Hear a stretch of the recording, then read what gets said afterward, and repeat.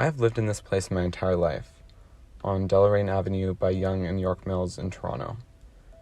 I'm lucky to have been born here, and I am constantly reminded of that fact, especially recently when events can show how your safety and potential in life is up to a roll of dice.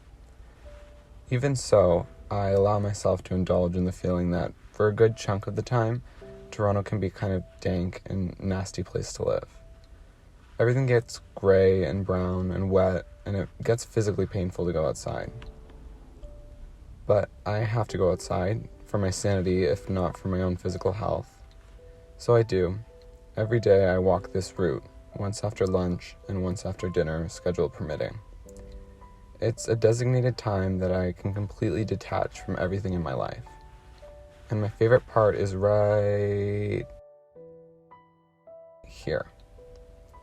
It's this area with thick trees on each side, and it overlooks part of the Don River.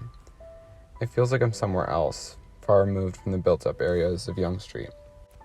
1787 saw the problematic Toronto Purchase, in which, believing the purchase to be a rental and not the release of their rights to the area, the Mississaugas surrendered most of their land, including the Don River, to the British. Prior to this, though, the Wendat, followed by the Haudenosaunee and Mississaugas, each developed communities along the West Don River from the 1300s to the late 1700s, and they were drawn in by the numerous values of the incredibly fruitful waterway. I'd like to think that I've found my own personal value from it, granted in a far less important and comparatively kind of pathetic way.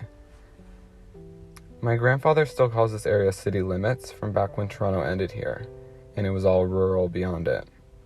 It's not that way anymore, of course, and I can feel the cold, bony hands of urbanization grip the surrounding area even more tightly over time.